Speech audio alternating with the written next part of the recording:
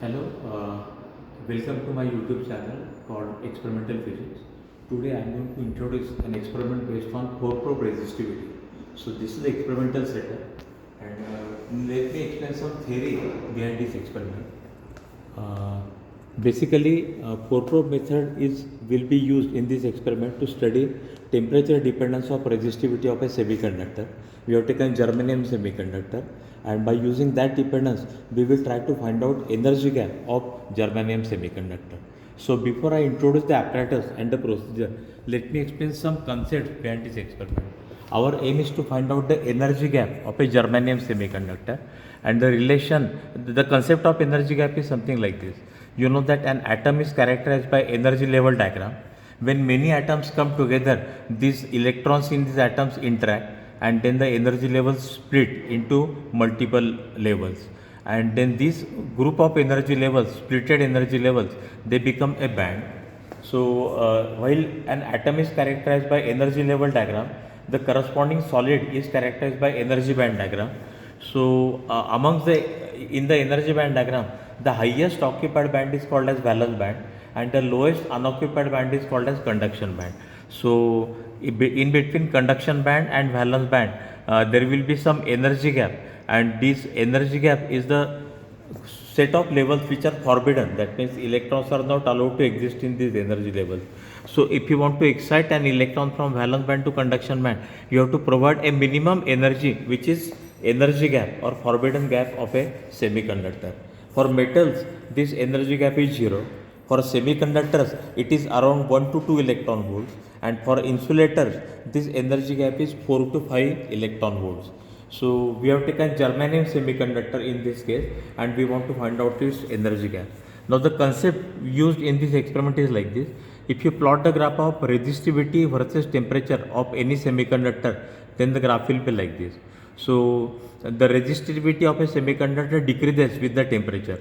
This happens because when you provide more and more temperature, when you heat the semiconductor, more and more electrons are excited from valence band to conduction band, and because of that the conduction will increase, and therefore the resistivity will decrease.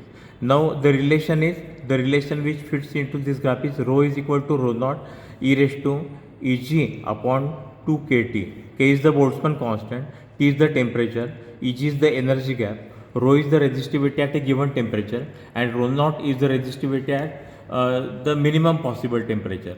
So if you take the log of this relation, you will have ln rho is equal to ln rho naught plus ln e raised to Eg upon 2 kT. So that will be Eg upon 2 kT. So this can be arranged as ln rho is equal to ln rho naught plus bracket Eg upon 2k into 1 upon t. So this is just like y is equal to c plus mx relation. So if you plot the graph of ln rho versus 1 upon t, ln rho versus 1 upon t, then it will be a straight line according to this relation, and the slope of this graph will be Eg upon 2k.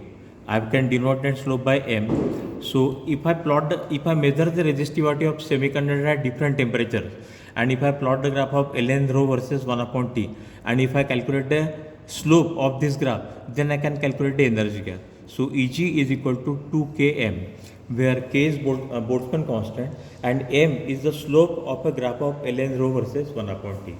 So let me proceed further. The apparatus that we are going to use in this experiment has some advantages. For example, 4-probe method has some advantages over other methods. The contacts are a spring type, pressure type, they are not soldering type, and using this method you can perform the experiment on samples having various shapes. Other experimental considerations are also there. Don't pass too much current through the semiconductor. Then, then some assumptions are used in this experiment. For example, one assumption is that resistivity of a sample is same throughout the sample. Then sample surface is flat with no leakage. 4 probes are in straight line, and conductivity is same throughout the sample. Now let me introduce the apparatus. So this is the power supply. This is the electronic gadget for the experiment, and here this is the oven, and in oven we are keeping the crystal. So if you look at this crystal, then this is germanium chip on which 4 probes have been mounted. Okay, what we do is that we pass current through probe number 1 and 2, and we measure voltage between terminal probe number 2 and 3. So if this voltage is measured and a current is known, then V by I gives us the resistance. From resistance we can calculate resistivity. Temperature can be measured by using thermometer, and therefore we can always plot a graph of ln rho versus 1 upon T. So the relation that we'll be using for calculating resistivity will be rho is equal to V by I into 2 pi s. I is the current passing through the sample, that means through terminal probe number 1 and 4. It is kept constant, and V is the voltage across terminal 2 and 3, and S is the distance between the probes, and that is given to us. So let me introduce the apparatus now. This I have already introduced. There is a germanium sample. 4 probes have been kept on that sample, and then this assembly is kept in the oven. Now let us make the system on. Initially the oven should be off, so this should be off. Secondly, see, these terminals, that means black and red, should be used for current, passing the current. So these will be connected to probe number 1 and 2, 1 and 4, and voltage is measured between 2 and 3. So the connections of the voltage are yellow and green. So yellow and green should be in voltage, and red and black should be in current. Now we will choose some current. This current will be kept constant. So I will make, by using this knob you can adjust the current. I have made the current approximately 5 milliampere, that means 4.99 milliampere. So the current is fixed. When resistance decreases, if you keep this on voltage now, you will measure the voltage. Now how much is the voltage? 43.4. But in MV for voltage range, this knob is on into 10. So whatever reading you get here, you have to multiply it by 10. So 434 into 10 will be 43.4 into 10 will be 434 millivolt, and 434 millivolt means 0.434 volts. So that is how voltage can be measured, and V by I into 2 pi s will give us the resistivity. So now let me explain a few more calculations. I had told you that resistivity can be calculated by this relation V by I into 2 pi s, where S is the distance between the probes, and for our experimental probe, experimental set, the distance between the probes is 0.200 centimeter, and current that will be passing will be 5 milliampere. Now since the thickness of the crystal is very small as compared to probe distance, a correction factor has to be applied. This correction factor is called as G7, and it is a function of W by S. What is W? It is the width of the thickness of the crystal, which is 0.05 centimeter, and S is the distance between the probes. So you can calculate this W by S ratio. W by S ratio will be 0.050 upon 0.20, that means 0.250, and the correction factor G for W by S of 0.250 is 5.89. So I will use that correction factor here. So we have rho is equal to rho naught upon G7 W by S. Rho naught I have already explained here, V by I into 2 pi s. So rho naught is equal to V by I into 2 pi s. Now 2 is there, pi is 3.14, and S, that is the distance between the probes, is 0.2 centimeters. So we can calculate rho naught. We can multiply 2 by 3.14 and 0.2. We get 1.256. So rho naught is V by I into 1.256. Now rho is equal to rho naught upon G7, the correction factor. And for our case, the correction factor is 5.89. So I will place 5.89 here, and therefore resistivity will be V by I into 1.256 upon 5.89. 1.256 upon 5.89 is 0.213. So it is simply V by I into 0.213. We will choose a current of 5 milliampere. But please note, 5 milliampere you can choose even a different current, but then while calculating you have to use that value of current which you have fixed. So I am using 5 milliampere. So what I will do, I will calculate voltage upon 5 into 10 raised to minus 3 into 0.213. That means if I calculate 0.213 upon 5 into 10 raised to minus 3, I get 42.649 into V ohm centimeter. So we just have to measure the voltage. You can calculate the resistivity. So now this is the apparatus. The oven is not on now. So the temperature shown by the panel is 302 Kelvin. No, this is in Kelvin actually. And then the current is approximately 5 milliampere, and the voltage is 43.4 into 10. That means 434 millivolt. That means 0.434 volts. So this is done now. When you are measuring current, you have to place this on current, but this is required only once. Once you set the current by using this knob, this should be on voltage. Place this on voltage so that the panel measures voltage. Now we have to set some maximum temperature in the experiment. See, the experiment is very simple. We will make the oven on after some time, so it will be heated, the sample will be heated, the temperature will keep on rising, and therefore since resistivity decreases with temperature, the voltage will keep on decreasing with the temperature.